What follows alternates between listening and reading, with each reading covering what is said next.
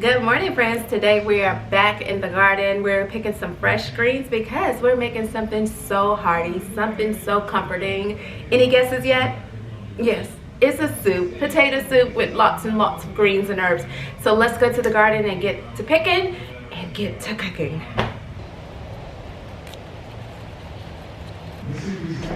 Alright guys, here are our fresh greens. We picked some beautiful kale and Swiss chard. Look at these colors. And we're using all of it for our delicious soup. Alright, so we're back from the garden. We picked some beautiful greens. We have this amazing looking Swiss chard and the kale. This is the curly kind. Oh, this is going to be so scrumptious. I picked a sizable amount because, as you know, with any greens, once you chop them up and put them near steam, they kind of shrink. And so in our potatoes, we're expecting the same thing to happen. So the idea is to have a good spoonful with enough starch and enough green beans. So let's get started. So first we're going to chop up our bits. We don't have any, well, I take that back. I'm going to remove the kale from its stem. And I'm going to save this because, guys, this makes great juices. So I'm going to save this in a Ziploc bag, put it in the refrigerator, and when I juice a delicious green juice, these stems are going to be so perfect for that. So let's go ahead and get all the stems removed from the actual kale. Okay guys, as you can see, I am cutting the kale into pieces. It's no real format to it, so it's not like I needed to go to Cordon Bleu to learn how to do this. Just cut it up into like a rough chop. And see, that's the size we are looking for when we put it into our soup, because again, we're gonna shrink it. We don't want like little bits of it. We want very bountiful, hearty greens to go with our soup. Okay. So now it's time to cut up our Swiss chard. As you can notice, I'm cutting the stems here because the stems are filled with nutrients that once they hit our blood system, they turn into the most amazing vitamins ever. So we're gonna preserve those and not necessarily juice those. You know what, come to think of it, I never had a green juice with Swiss chard in it. I don't even know how that would taste. But if you're wondering what the Swiss chard tastes like, let me think about it. Let's see. It is more pungent than a spinach, but not as strong as kale. So somewhere in between there. It's actually very enjoyable. Sometimes when I'm making this as a side dish, I'll actually saute them in some olive oil, a little bit of jalapeno, red pepper, and salt and pepper. So insanely good. But they do taste a little bit earthy, come to think of it. All right, so we're gonna add this to our green kale. Look at all this green we have. I wish this was lavish, but we know better. We know what happens when steam hits it. It's going to shrink down to almost like I did nothing. Like I didn't go out and harvest greens this morning. Like I went and got two leaves, when we know the truth. So I'm just gonna give this a little healthy mix like this. And yeah. So we have 3 garlic cloves, and I'm going to cut those up in little bits. Now we're going to take a small onion and just cut that up into desirable bits. Let's see if we can get away with this without crying. So the onions are chopped. You guys, I had to take a breather because they were getting to me. I was about to be on the floor singing Negro spirituals.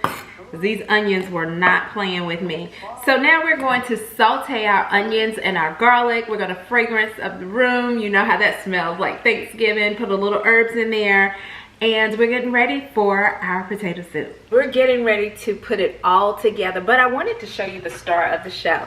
That is leftover mashed potatoes. Now, if we're having potato soup, I want to show you ways that you can incorporate leftovers into a brand new dish or meal. You don't have to eat it the same way every time, and we're doing that with these mashed potatoes. And so right now we have our Le Creuset Dutch oven heating up, and I'm going to put a little bit of olive oil in that, and we're going to saute our onions and our garlic together.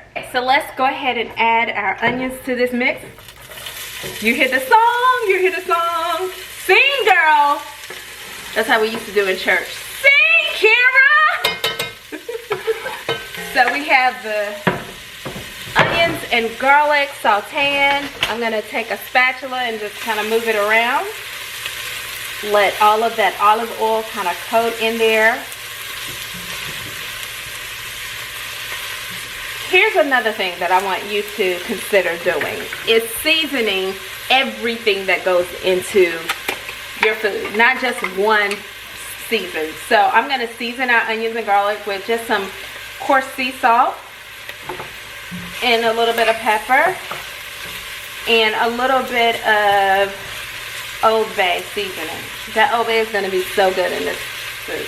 All right, so now I'm going to add some vegetable stock just to break up the cooking a little bit.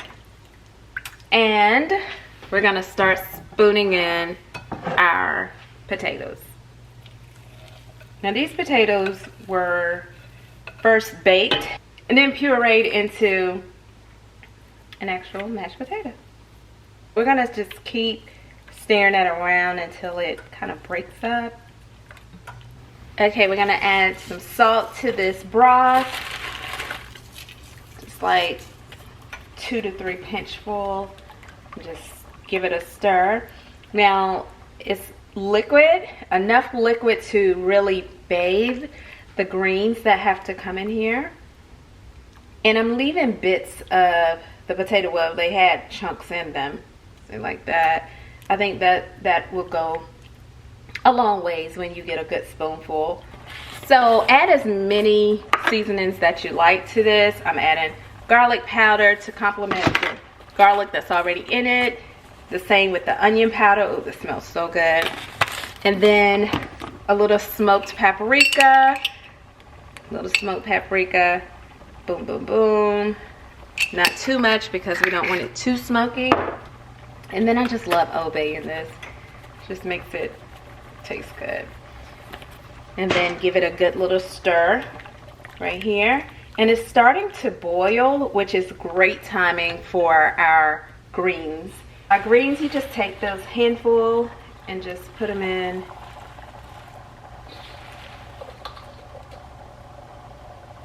Like this. Oh, this looks so pretty. And it's straight from the garden, guys. How special is this? Look how vibrant in color that is. Oh my gosh, this is so amazing. Oh, this smells so good. It's going to complement every spoonful. Every spoonful is a conversation of joy with your taste buds and your belly. Keep your mouth closed and let them converse. Also, for a little bit of kick, I'm going to add some red pepper flakes to this. I'm going to be conscious here, but don't mind if I do at the same time. Stir that in. Come to the countryside. Come to the countryside so I can fix you a bowl. Come to the countryside. Okay, so our last addition, other than the herbs, we're going to squeeze fresh lemon into this. Ooh. That way the citric acids will be a good complement to the creaminess of the broth that's creamy now, and the greens, the sharpness of the greens. The lemon is a welcomed addition. We're also going to add some fresh oregano that we picked from the garden as well. I usually add my fresh herbs like this at the end. I just think that it brightens whatever the dish is without turning it into mush. So we're just going to stir a little bit of this in. You guys, this looks so good. I think that's it. So yeah, this can go down to a simmer, and in about maybe 10 minutes or so, we'll be pouring up a bowl. All right, our soup is ready, and it's time to pour it in a bowl and just enjoy it. So let's do that. Our soup is done, so let's put it in our bowl. And it's so many greens in here. Let's try this out. Some soup, so good. All right, spoonful like that.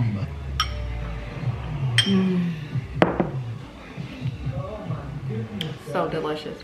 I hope you enjoyed this video on today, and we'll see you next time when we cook up something else. magical. Talk to you soon. Au revoir.